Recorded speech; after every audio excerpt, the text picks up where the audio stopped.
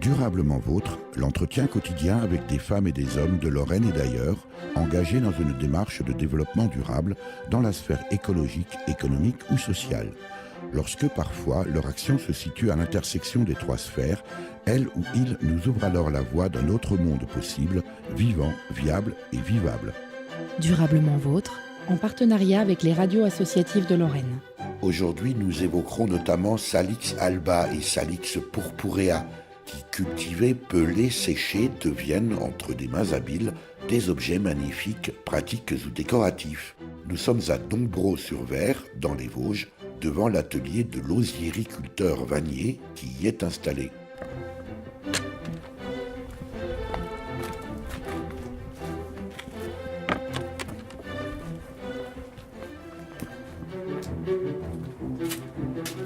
Éric Mutschler, Durablement Vôtre.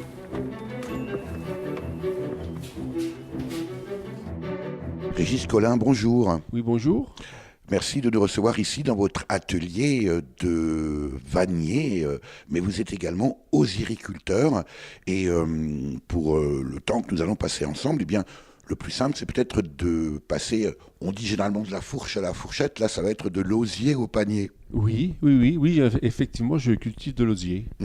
Alors, combien de surface d'osier, Régis Collin ? Alors, je cultive sur un demi-hectare. Voilà, je suis agriculteur et la surface que la MSA nous dit la Mutuelle Sociale Agricole, oui. Voilà, c'est un demi-hectare. C'est l'équivalent pour un autre agriculteur traditionnel. Très bien. Écoutez, le plus simple, si c'est loin d'ici ? Non, la plantation est à 300 mètres. Le plus simple, c'est qu'on aille voir ? Eh ben, on peut y aller. Allez, on y va.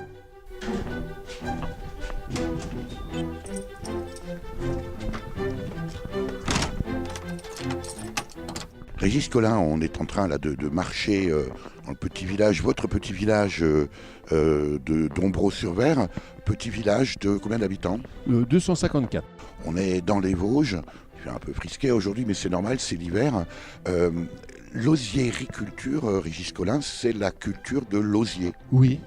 Voilà, l'osier, c'est le nom qu'on donne au rejet du saule quand il est cultivé pour la vannerie. Voilà, il prend cette appellation d'osier.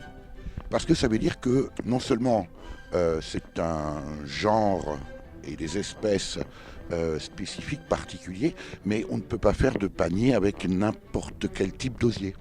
Non, ce qu'on demande à un osier, c'est une certaine flexibilité, une grosseur de rameau. Il ne faut pas qu'elle soit trop importante. Et puis aussi une souplesse pour le tressage. Durablement Vôtre, Éric Mutschler.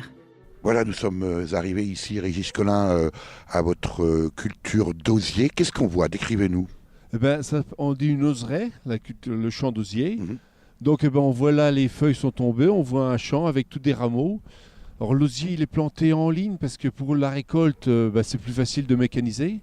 Donc c'est des lignes qui sont plantées tous les 80 cm et les brins sont plantés tous les 15 à 20 cm sur la même ligne. Alors là, ce sont des espèces bien particulières. Oui, c'est des espèces que j'ai choisies en fonction de leur couleur d'écorce, quand on veut les garder en osier brut. Pour la taille aussi, suivant les articles qu'on réalise, on a besoin des fois de grandes tailles, parfois de plus petites. Et puis aussi pour la qualité de souplesse différente. Alors on est un peu là dans une cuvette, j'imagine que ce n'est pas un hasard. L'osier aime bien l'humidité en effet, oui. Donc là, il y avait suffisamment de profondeur de sol pour pouvoir faire une oseraie digne de ce nom. L'osier qu'on voit là, Régis Collin, à quel âge ? Alors c'est une plantation qui a été faite il y a 5 ans. Alors les tiges, c'est coupé tous les ans, donc à chaque fois c'est le rameau de l'année. Donc ce qu'on voit, c'est à 1 an. Si vous ne coupiez pas ces rameaux, Régis Collin, pour faire de la vannerie, ça ferait des arbres. Ça ferait des buissons, en effet, qui peuvent monter jusqu'à 3-4 mètres quand si ce n'est pas coupé. Et alors, ça pousse très vite en même temps. Oui, c'est coupé tous les ans. Après, c'est la météo qui décide la taille qu'il va faire, s'il y a du soleil, s'il y a de la pluie. Mais l'osier, il peut prendre jusqu'à 7 cm par jour au mois de juin, juillet, s'il a les pieds dans l'eau et la tête au soleil. Ouais. C'est une culture sensible. Oui, il y a quand même des attaques d'insectes qui font que le bourgeon terminal va être ou mangé ou emprisonné. Et après, s'il y a un problème au niveau du bourgeon terminal, c'est les bourgeons auxiliaires qui se développent. Et après, on a un brin qui ramifie et qui est plus utilisable en vannerie. Néanmoins, où il n'y a pas de traitement particulier. On surveille quand même un petit peu les attaques d'insectes, mais sinon, en général, ça se passe bien. C'est d'osier bio, quoi. Non, je suis pas. Il n'y a pas de label, bien sûr.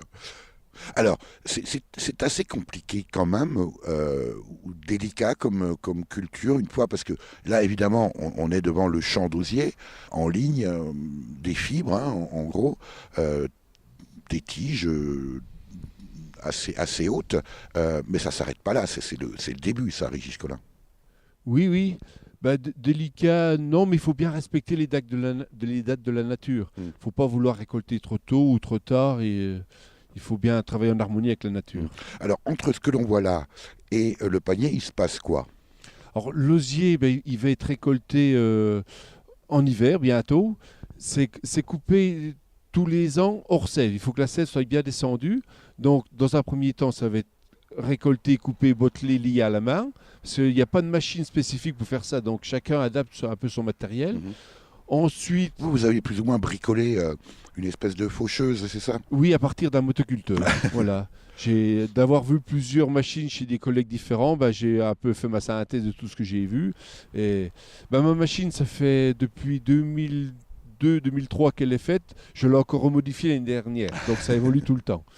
Voilà, donc l'osier après la récolte, moi je vais le ramener à mon atelier, enfin derrière, à l'extérieur, et il va être trié par taille. Régis Collin, quand vous fauchez, quand vous récoltez par exemple le champ qu'on voit là, la parcelle qu'on voit là, c'est tout d'un coup?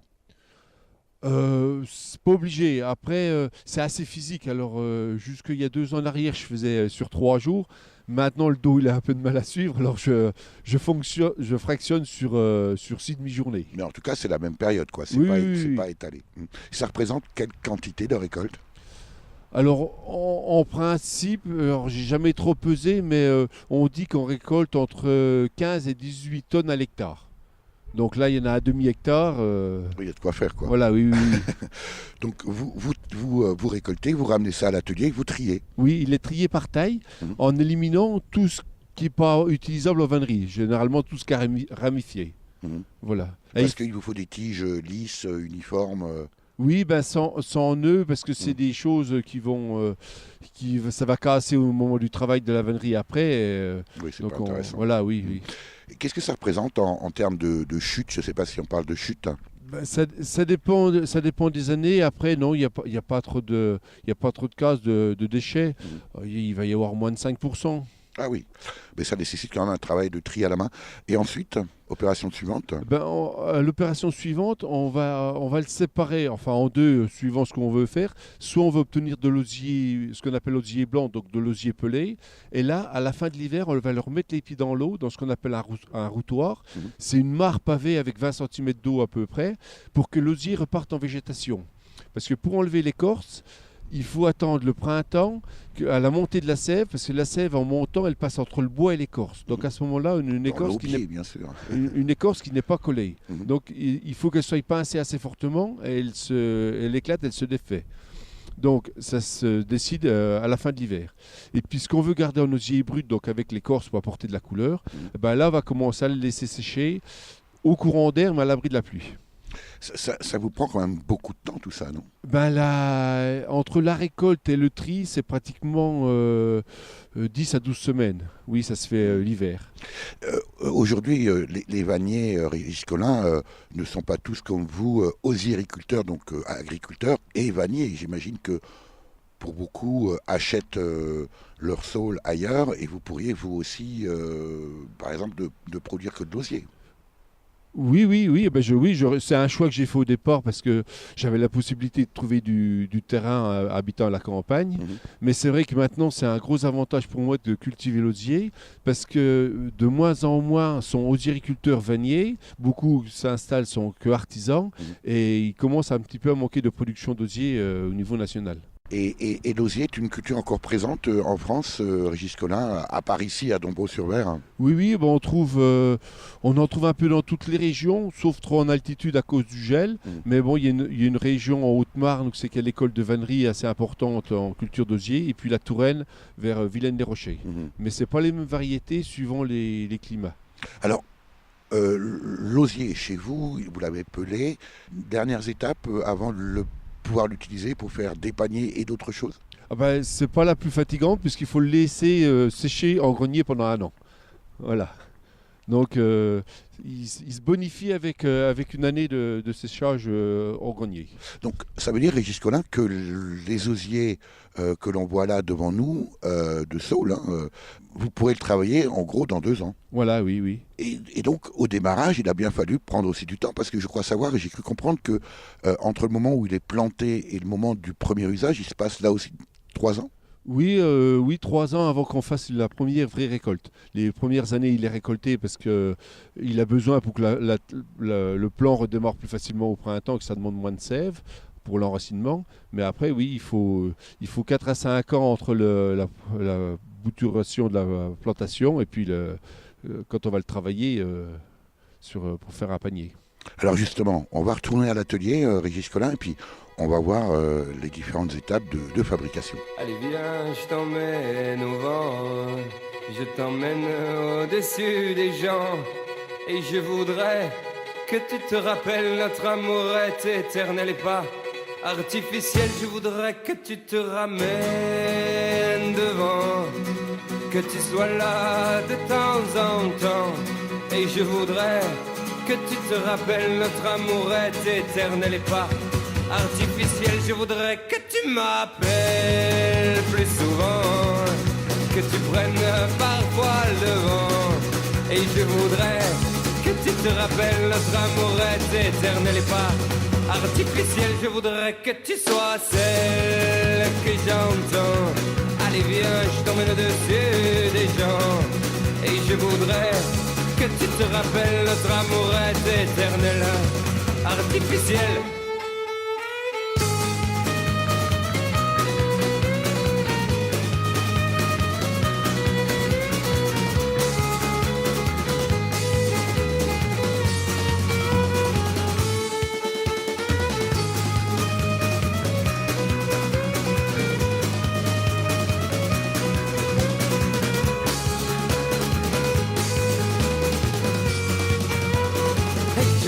Que tu te ramènes devant, que tu sois là de temps en temps, et je voudrais que tu te rappelles, notre amour est éternel et pas artificiel. Je voudrais que tu te ramènes devant, que tu sois là de temps en temps, et je voudrais que tu te rappelles, notre amour est éternel et pas artificiel. Je voudrais que tu te ramènes devant, que tu sois là de temps en temps, et je voudrais que tu te rappelles, notre amour est éternel et pas artificiel. Je voudrais que tu te ramènes devant, que tu sois là de temps en temps, et je voudrais que tu te rappelles, notre amour est éternel et pas artificiel. Je voudrais que tu te ramènes devant, que tu sois là de temps en temps, et je voudrais que tu te rappelles, notre amour est éternel et pas artificiel. Je voudrais que tu te ramènes devant, que tu sois là de temps en temps, et je voudrais que tu te rappelles, notre amour est éternel, artificiel. Nous sommes de retour dans l'atelier de vannerie chez Régis Collin après la visite de l'oséiculture, endroit où vous cultivez l'osier. Régis Collin, on est quand même un peu plus au chaud ici dans votre atelier. Alors après la culture, ça c'est votre partie, votre côté paysan. Cette fois là, le côté vannier, où vous fabriquez véritablement, ici dans l'atelier, on voit plein d'objets, on y reviendra tout à l'heure. Mais moi ce qui m'intrigue, c'est au fond ici un bac avec de l'eau. Oui, ben, l'osier, pour pouvoir le remettre en œuvre, pour lui redonner sa souplesse, il faut l'immerger dans l'eau pour pouvoir le travailler. Combien de temps ? Le temps de trempage, alors ça varie suivant s'il est blanc ou s'il est brut, mais un osier blanc, il faut compter entre 2 et 4 heures, et un osier brut avec l'écorce, il faut aller parfois jusqu'à 15 à 20 jours de trempage pour lui redonner sa souplesse. Et alors s'il est mal trempé, si on peut dire, ça fait quoi ? Ben, s'il n'est pas assez trempé ou trop trempé, ben, il est cassant. Même trop trempé, il est encore pire que pas assez. Et donc ça se travaille beaucoup moins bien. Et alors, ici à ma gauche, Régis Collin, il y a des bottes. Alors ça, c'est évidemment ce que vous avez récolté, alors peut-être pas l'année dernière, mais les années précédentes, puisque on a bien compris que c'était tout un travail de récolte, de d'écorçage, de séchage. Et puis, ici, vous stockez tout ça dans votre grenier qui est au sous-sol. Oui, oui, ben, l'osier, voilà, la maison est faite comme ça. C'est une maison à l'envers. Voilà. Donc, à fur et à mesure que j'ai besoin de bottes, je vais les chercher dans mon stock et je les remonte à l'atelier. Et puis, les bottes à l'atelier, c'est des bottes qui sont entamées, auxquelles j'ai déjà pris, suivant les paniers, il faut des fois 24 brins d'une taille et puis 48 d'une autre taille. Donc, il y a plusieurs bottes entamées. Avec des diamètres, on peut dire, différents. Avec des diamètres différents et des qualités de souplesse différentes aussi. Vous voyez, il y a des osiers qui sont liés avec des ficelles rouges et puis d'autres avec des ficelles bleues. Donc les ficelles rouges, c'est l'osier plus souple et les ficelles bleues, c'est des triandras, c'est des osiers plus durs, plus nerveux. Ça, c'est fait au moment du tri, au moment de la récolte. Voilà, oui. Après, c'est relié, étiqueté, comme ça, moi, je sais quel osier il correspond. Parce qu'une fois pelé, on ne le reconnaît plus, forcément. Ouais.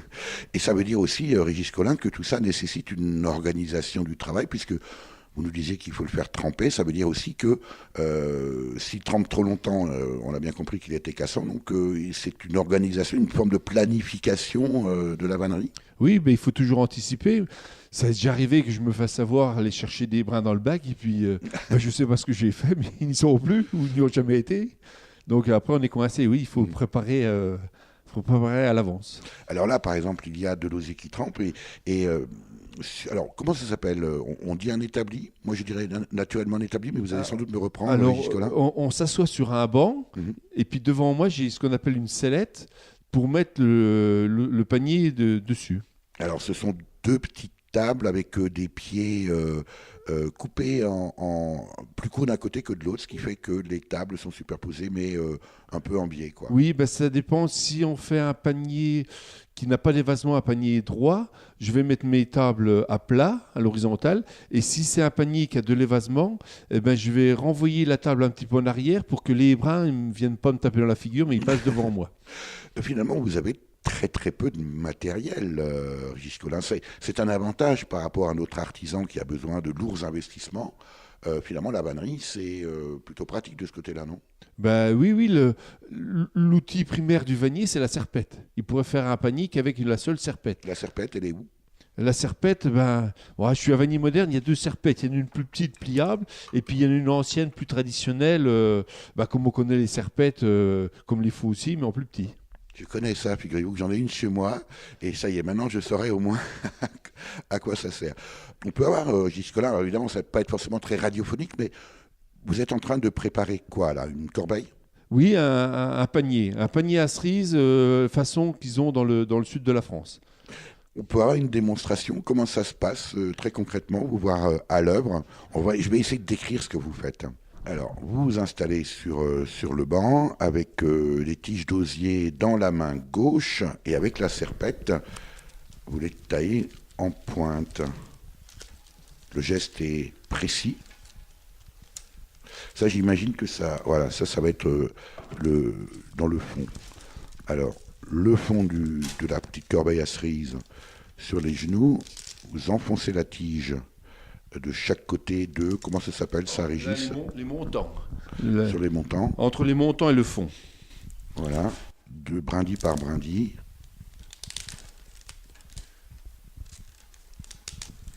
Alors j'imagine que vous travaillez en musique aussi des fois dans la journée, non ? Parce que... Oui, on est seul dans nos ateliers, donc un petit peu de musique.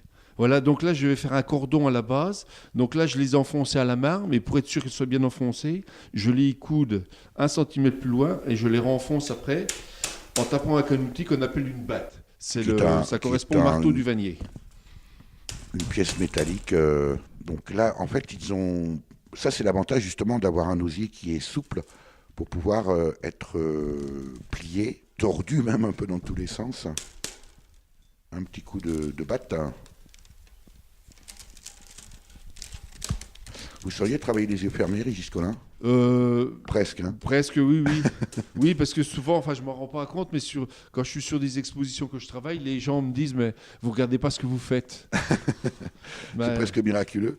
Les mains, elles ont une habitude, un geste. Il y a des fois, ça m'arrive de poncer à un point de travail, puis les mains en font un autre. Bien sûr. Les mains ont raison, c'est la tête qui se trompe des fois. Il faut toujours écouter ses mains.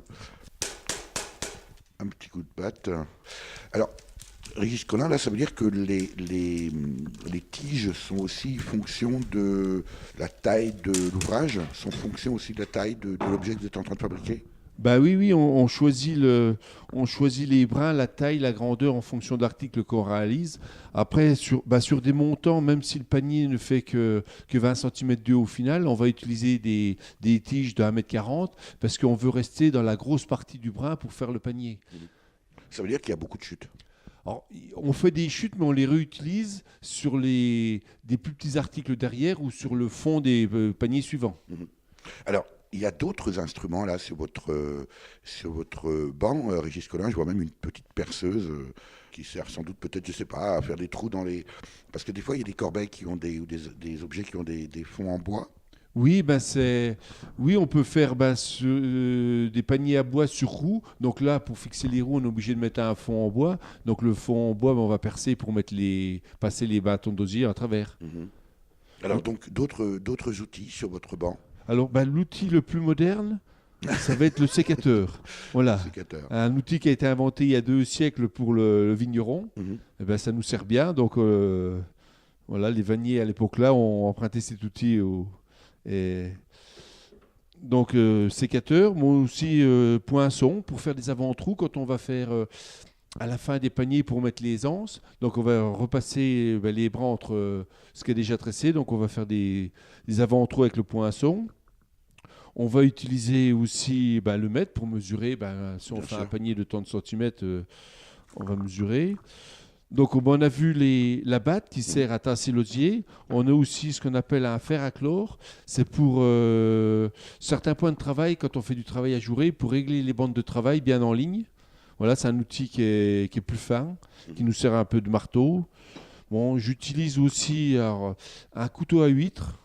Voilà, c'est moins dangereux que la serpette. Ça sert à plier, à marquer les brins d'osier quand on veut les plier à l'équerre. Voilà, avec le couteau à huître, on va lui faire une petite torsion qui va casser le nerf sans casser la fibre. Comme ça, il garde sa résistance. Régis Collin, aujourd'hui, vous êtes paysan, artisan, je dirais même un peu artiste, et pas qu'un peu quand on voit tous les objets ici dans votre atelier, on y reviendra. Mais traditionnellement, le métier de vannier n'était d'ailleurs pas vraiment un métier. Si, mais il a beaucoup disparu avec l'arrivée du cajot en bois dans les années 20, et puis après tout ce qui est dérivé plastique qui vient du pétrole. Mais sinon, si vous remontez il y a plus d'1 siècle en arrière, il y avait énormément de vanniers en France. Et pourtant aussi de la vannerie qu'on fabriquait en hiver dans les fermes. Oui, mais c'était en plus des vanniers professionnels qui travaillaient toute l'année. Voilà, les gens dans les fermes faisaient leur contenant, leur outil de travail pour eux, nourrir le bétail, transporter le grain pendant l'année. Mais il y avait aussi tous les articles qui étaient faits par les professionnels, mais souvent qui servaient aussi pour d'autres professionnels, qui servaient en emballage, en contenant. Alors pourquoi un métier assez dévalorisé à l'époque ? Aujourd'hui, c'est en train de changer, bien sûr, heureusement pour vous d'ailleurs, mais je sais comment en Alsace, les Kerpmor, littéralement le faiseur de panier, voilà, c'était le dernier haut du carrosse. Comment ? Parce que c'est un savoir-faire en même temps. Oui, moi pour apprendre, je suis passé par l'école. Oui, il y a des techniques, des points de travail précis à apprendre, à maîtriser. Peut-être aussi que c'est lié au fait qu'il y a précisément très peu de matériel nécessaire et que finalement ça ne nécessite pas un gros investissement. Oui, certainement, mais aussi le fait de travailler seul avec des brins d'osier, répéter toute la journée le même geste, il faut...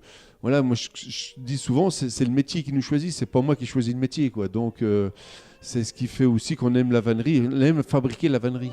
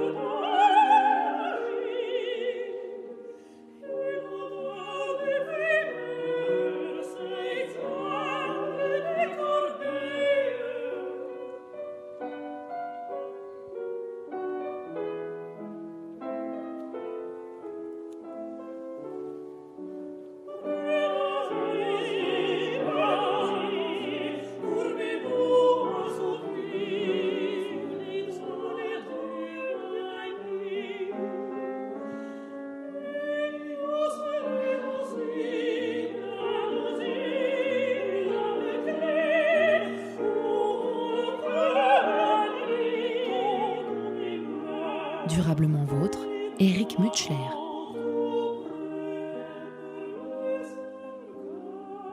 Nous sommes toujours chez Régis Collin, osiériculteur vannier, ici à Dombreau-sur-Vers, c'est dans les Vosges. On a vu avec vous, Régis, la culture, parce que ça c'est, voilà, vous êtes vous-même paysan, vous cultivez vous-même les osiers. On a vu la récolte et la fabrication. Et puis là, toujours dans votre atelier, toute une série d'objets divers et variés de votre fabrication, bien sûr, en osier. Et je disais tout à l'heure, Régis, que vous n'êtes pas seulement artisan, on voit aussi des objets qui sont davantage des œuvres d'art. Oui, ben après, c'est vrai que si même un panier à veau, un panier à provisions, ben on apporte une petite touche de fantaisie, de décoration. Ben, ce qui fait ça, qu'on arrive à faire des choses tous un peu différentes, c'est quand on fait des fêtes de la vannerie, qu'on se retrouve 40 vanniers sur la même esplanade, ben il faut rivaliser l'imagination pour... Donc c'est une bonne concurrence saine. C'est un défi quotidien. Alors il y a bien sûr toute une série de paniers. Alors maintenant j'ai bien compris qu'il y a de l'osier brut et de l'osier blanc, ce qui fait que vous jouez avec les nuances de couleurs. Hein. Et puis, alors on reconnaît aussi des corbeilles à pain, ça c'est pour les boulangers. Oui. Oui, ben c'est vrai que maintenant on revoit beaucoup des boulangers refaire leur pain à l'ancienne ou le vin. Et ben, régulièrement j'en fabrique pour lever la pâte. Un magnifique berceau, un peu plus haut sur l'étagère. Oui, alors ça c'est du travail ajouré, c'est une autre technique dans le travail, on a soit les paniers, la vannerie en plein ou le travail ajouré. Oui, ben les berceaux, ben j'en fabrique quelquefois des neufs, mais souvent j'en répare. De génération en voilà, génération. parce que quand il y en a un dans une famille, ben, il a fait plusieurs générations et toute la famille. Alors ici, derrière nous, il y a un magnifique siège. Ce sont des objets qu'on voit aussi très souvent dans d'autres matières. Ça, c'est une création, Régis Collin ? Ah non, alors c'est la réalisation, elle est à la fois de moi et puis d'une collègue. On a deux à travailler dessus parce qu'on travaille avec un designer luxembourgeois alors, qui vient avec ses idées, ses plans et... Voilà, donc lui, il n'a pas du tout la technique, il nous impose, c'est bien, il nous impose des choses, mais nous, il faut qu'on arrive à l'adapter à notre technique. Alors, c'est pas toujours évident. Alors là, il est en cours de fabrication et on doit s'y remettre prochainement, continuer dessus. On continue la visite. Là, c'est une petite charrette à usage réel ou c'est de la pure déco, Régis Collin ? C'est de la décoration, mais pour un usage réel, pour faire un présentoir dans un magasin. Bon. Et puis, on a toujours encore des sièges. Il y a même ici une petite corbeille à poisson, une petite nasse à poisson. Oui, ben, on retrouve aussi tous les objets un peu traditionnels qui datent depuis fort longtemps, avec les paniers à pêche, les paniers à cueillette de champignons. Et puis accroché derrière sur l'espèce de... Alors c'est aussi de la vannerie, hein, où je fais de bois, une espèce de comment on appelle ça, un accrochoir. Ben, c'est une grille, mais voilà, moi j'ai ça une grille. Voilà, moi je faisais des fers en osier parce que je l'ai fait sur mesure. Voilà, ben, ça me sert de présentoir pour accrocher aussi des vanneries décoratives, des petits porte-plantes ou vide-poche. Alors là, il y a un objet qui m'intrigue. Ça, c'est un coup de votre designer luxembourgeois. Ah non, ça c'est moi. C'est moi tout seul. Voilà, j'ai participé une fois à un concours et le thème c'était revisiter, voire réinventer. Donc il y avait 2 verbes. Le mannequin d'osier, le mannequin qu'on met la robe de mariée. Alors c'était pas obligé d'être utilitaire, ça pouvait être décoratif. Donc voilà ma réinterprétation du mannequin d'osier. Quand j'ai dit que vous êtes un peu artiste, c'est pas complètement faux. Non, là je me suis bien lâché. Régis Collin, comment vous travaillez aujourd'hui et comment surtout vous vendez? Comment vous travaillez? On a bien compris, mais comment vous vendez aujourd'hui vos créations? Je participe à des marchés un peu tout le long de l'année, à droite, à gauche, sur toute la région pour montrer et exposer mes produits. Et puis, donc, une partie, ça part pour des particuliers en panier à linge, en panier à bois. Et puis aussi, avec les années, au niveau des villes en décoration pour les jardins, les massifs de fleurs. Donc c'est plus de la vannerie éphémère entre guillemets parce que l'osier à l'extérieur ne va résister que 2 ou 3 ans. Et puis aussi une partie avec des magasins en présentoir. Donc pour eux mettre les produits frais, les fruits et légumes ou les salaisons. Alors, ça, ce sont vos ventes de vos créations, mais est-ce qu'il arrive aussi, Régis Collin, qu'on vous commande des pièces? Oui, les gens arrivent avec ou leurs mesures ou avec leurs idées. Et on travaille, on va dire sur mesure, mais tous les paniers sont sur mesure, parce qu'en vannerie, il y a quelques gabarits, mais sinon tout se fait à la main. On coupe nos bois à la bonne longueur pour faire le fond. Et puis, Mais pour autant, est-ce qu'il vous arrive d'avoir des commandes? Alors, tout à l'heure, vous parliez de ce fauteuil designé au Luxembourg, mais est-ce qu'il vous arrive d'avoir des commandes de pièces limite surprenantes auxquelles vous n'avez jamais été confronté? Oui. Alors maintenant, j'y arrive mieux à faire de la vannerie un peu plus qui sort de l'ordinaire. Au début, j'avais extrêmement de mal. Je l'envoyais vers d'autres collègues parce que je voyais pas comment que j'allais pouvoir faire. Et puis maintenant, avec les années, puis de participer avec d'autres collègues à des ateliers collectifs, ça m'a ouvert un peu l'esprit sur le côté créativité de la vannerie. Est-ce que vous savez de quand date la vannerie, la technique de la vannerie, Régis Collin? Vous avez une idée? Alors, on retrouve, j'ai un collègue qui a fait des recherches là-dessus, et depuis l'Antiquité, il retrouve, alors, gravé sur la pierre des tressages de végétaux, et aussi, quelquefois, quand ils ouvrent des tombeaux, les offrandes qui étaient faites étaient entreposées dans des corbeilles tressées. Déjà dans des corbeilles tressées. Dans des corbeilles tressées. Alors, c'est des corbeilles, une fois qu'elles prennent l'oxygène, elles ont une espérance de vie de 15 jours. Elles vont partir en poussière. Donc, c'est vraiment... Ça laisse très peu de traces. Voilà, très peu de traces. C'est pour ça qu'on n'a pas de vieux paniers, des choses comme ça, quoi. Mais ça existe depuis l'Antiquité. Et ça, j'imagine, beaucoup évolué également depuis? Il n'y a pas si longtemps que ça remonte il y a 20 ou 30 ans en arrière, c'était que utilitaire, c'était très peu décoratif la vannerie. Et depuis maintenant, la vannerie est rentrée dans nos salles à manger en décoration, alors qu'avant c'était vraiment que l'emballage. En même temps, est-ce qu'il n'y a pas aussi là, de plus en plus, alors peut-être qu'est-ce lié au développement des marchés, les gens vont faire leurs courses en achetant de préférence des produits régionaux et bio, et on y va plutôt avec, et en plus les sachets plastiques, et c'est tant mieux, ont été interdits. Est-ce qu'il n'y a pas aussi un peu un retour au panier noble de la ménagère?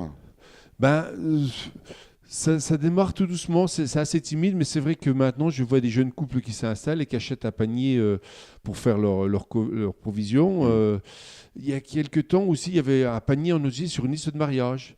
C'est des choses un peu surprenantes, c'est pas un premier réflexe, quoi. Mais c'est vrai que revenir à des produits sains... et naturels. Voilà, oui. Régis Collin, derrière vous, il y a un magnifique panier, comme tous d'ailleurs. Je vois le prix, 47 €. Combien de temps vous passez à fabriquer un tel panier? 3h30. C'est vrai que c'est pas cher payé de l'heure. J'allais dire 3h30, 47 €. Régis Collin, c'est pas raisonnable. Après, en matériel, on n'a aucun investissement. C'est que le travail des mains. C'est sûr que... Vous voulez comparer par exemple à un artisan boulanger qui lui a de gros investissements, qui évidemment doit le rentabiliser dans le prix du pain, Là, c'est évidemment uniquement vos mains intelligentes. Oui. Non, il y a juste l'ampoule qui m'éclaire au-dessus. Voilà, c'est tout. Moi, les outils que j'ai, que j'utilise, ça fait depuis que je suis installé que c'est les mêmes. Mm. Donc, on travaille avec zéro investissement au départ, quoi. Et donc, zéro remboursement, j'imagine que beaucoup d'artisans doivent vous envier. Comment voyez-vous la suite de la vannerie, on va dire, contemporaine, Régis Collin ? Je la vois bien. Les vanneries ont beaucoup évolué. C'est encourageant de se lancer vers cette branche. C'est le cas de le dire. On voit de plus en plus. C'est vrai que on a envie de sortir aussi, de faire plus que du traditionnel, mais aller vers d'autres formes, d'autres vanneries originales. On peut ici imaginer, Régis Collin, alors je n'en vois pas chez vous, mais de la vannerie ou de l'osier teinté, faire des choses hautes en couleur. Il y avait des recettes, des teintures, mais qui se sont perdues malheureusement pour teinter l'osier avant de travailler, parce que comme ça on pouvait mélanger les couleurs. Mais comme on le travaille humide, mouillé, ces recettes-là qui existaient, qui tenaient à l'humidité, sont été perdues et c'est plus possible à l'heure actuelle. Alors après, ça peut toujours être coloré après, suivant les goûts, quoi. Mais c'est vrai que moi, pour l'instant, je propose un peu ce que j'aime bien et je reste dans les couleurs naturelles. Une chauve-souris aimait un parapluie, un grand parapluie noir découpé dans la nuit, par goût du désespoir, car tout glissait sur lui. Une chauve-souris aimait un parapluie, aimait un parapluie.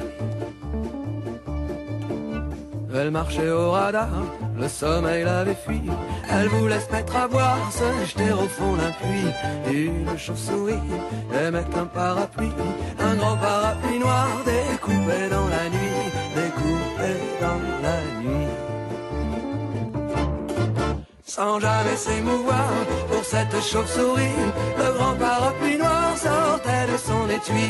Il prenait sous son aile soin d'une belle de nuit qui, boulevard Saint-Marcel, le nourrissait de pluie.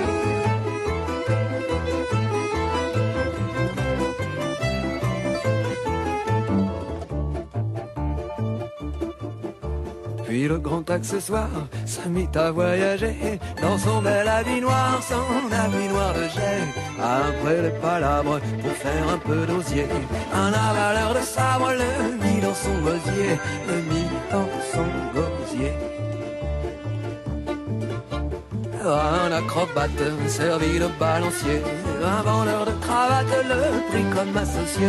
Puis il se déplia sur une permanente, puis il se déplia car il pleuvait sur Nantes, car il pleuvait sur Nantes. Une chauve-souris, demoiselle de la nuit, une chauve-souris aimait un parapluie.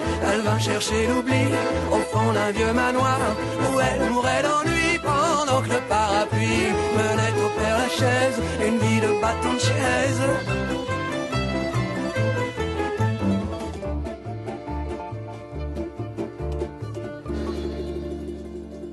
Un jour de mauvais temps, un jour de mauvais temps, un brusque coup de vent lui mit les pieds devant. On le laissa pour mort dans quelques caniveaux. On le laissa pour mort avec le bec dans l'eau, avec le bec dans l'eau. En voyant son squelette qui faisait sa toilette parmi les détritus et les denrées foutues, c'est la chance qui me sourit, et voilà la chauve-souris. Je le croyais perdu, le manche est revenu, le manche est revenu. Riant comme une baleine, pleurant comme une madeleine, une chauve-souris aimait un parapluie. Ils allèrent se dire oui dans le grenier de la mairie. Une chauve-souris aimait un parapluie. Une chauve-souris aimait un parapluie. Une chauve-souris aimait un parapluie. Durablement vôtre, Éric Mutschler. Régis Collin, osiericulteur vannier à Dombreau-sur-Vert, c'est dans les Vosges. Ça n'a pas toujours été votre métier d'origine. Non, à la base, j'ai une formation de menuisier en siège. J'ai travaillé en menuiserie pendant une quinzaine d'années. J'étais salarié dans une entreprise sur Neufchâteau. Et alors, comment ça vous est venu, le métier de vannier ? Eh ben, j'ai fait un premier panier vraiment par hasard pour accompagner mon épouse. Et j'ai coché vannerie dans les stages qui étaient proposés. Et ben, ça m'a tout de suite plu. Je suis tombé dedans le jour-là. Et Tombé dans le panier. Voilà, c'est resté une passion pendant 8 ou 9 ans. Donc je retourne à ces stages 3 fois dans l'hiver. Et puis un jour, j'ai franchi le pas. En menuiserie, l'entreprise dans laquelle j'étais salarié n'allait pas très fort. Donc j'ai posé un congé de formation et je suis reparti 1 an à l'école de vannerie à Fay-Billon, Haute-Marne. Qu'est-ce qu'on apprend dans une école de vannerie pendant 1 an, Régis Collin ? Eh ben, on apprend à faire la différence entre genre et variété. Il y a une partie théorie avec la reconnaissance des végétaux, la culture, mais aussi pas que. Il y a comptabilité, maths, français, puisque ça débouche sur un diplôme d'osériculteur vannier. Et puis il y a aussi la partie pratique en atelier. Donc là, on apprend tous les points de travail de base, mais aussi on commence à les maîtriser parce que il faut une certaine force, une certaine dextérité pour bien travailler. Et on répète, chaque panier, on le fabrique 10 fois de suite pour vraiment bien rentrer dans le métier. Vous avez ensuite effectué des stages ailleurs chez les vanniers ou est-ce qu'à la sortie de l'école, vous vous êtes lancé directement dans cette activité aujourd'hui professionnelle, Régis Collin ? Je me suis lancé directement parce que, au point de vue familial, avec 3 gamins, c'était déjà parti 1 an, c'est pas évident. Donc, tous, j'imagine, sont tous nés dans des berceaux en osier. La dernière, c'est tout. La dernière. Dans les plus grands, j'avais déjà cette passion pour la vannerie, mais j'avais plus de paniers utilitaires que de berceaux. Alors, avec une formation de base dans la menuiserie, Régis Collin, on aurait pu s'attendre à peut-être plutôt une évolution vers l'ébénisterie, sans bien que vous êtes plutôt très attiré par le travail manuel. C'est quelque chose qui aurait pu vous intéresser ? Le travail, mélanger les deux, l'osier et l'ébénisterie. Ça me plaisait bien, quoi. Mais le fait aussi de partir vers la vannerie, de travailler à domicile, c'était un choix aussi au niveau familial parce que moi j'étais là toute la journée, alors que mon épouse travaillait en 3-8, donc au niveau des gamins, c'était plus facile, c'était plus chaleureux qu'il y ait quelqu'un là pour les chercher à l'école. Et faire les repas. Donc c'est vous qui vous y collez. Voilà, oui. Et la partie osiriculture, donc le fait de cultiver vous-même votre osier, ça fait partie du projet initial également ? Oui, dès le départ. Après, c'est vrai, quand on se lance dans la vannerie, faire des paniers, on nous regarde des fois un peu bizarre. Donc, c'est un choix que j'ai fait. Je savais que je pouvais avoir du terrain. Et puis après, j'ai dit, si je n'ai pas du travail pour m'occuper toute l'année des ventes, des commandes suffisantes, le temps que je produirai ma matière première, je serai quitte aussi de l'acheter et ça m'occupera déjà 2 mois dans l'année. En même temps, on voit bien aussi, Régis Collin, que c'est un travail somme toute assez varié. Entre le travail dans le champ, ça ne vous prend pas trop de temps non plus, mais voilà, vous êtes quand même aussi à l'extérieur, le travail en atelier, bien sûr toute la partie gestion, comptabilité, mais aussi le contact avec la clientèle. Tout ça, ça forme un tout qui vous plaît finalement dans ce métier. Oui, c'est vrai que si on était tout le temps à l'atelier, déjà pour moi il me manquerait quelque chose, quoi. Le contact, les week-ends avec les clients, les acheteurs, les idées qu'ils ont. Des fois, des gens qui disent tiens, sans le dire ouvertement, mais en regardant les autres paniers, qui ont des idées, oui, il y aura un panier comme ça qui servira à faire ceci ou cela, et ça donne des idées. Et on aménage, on crée des paniers un peu différents pour répondre à des utilités. Le fait de mettre... certains aiment bien avoir des paniers avec les lances en long ou en travers, c'est des choses différentes, des séparations dans les paniers. Vous ne seriez pas osiriculteur vannier, Régis Collin, vous seriez quoi aujourd'hui ? Je ne sais pas, j'y ai pas réfléchi, je suis bien dans la vannerie, donc je ne me suis pas posé la question. L'invité de Durablement Vôtre, coup de gueule ou coup de cœur ?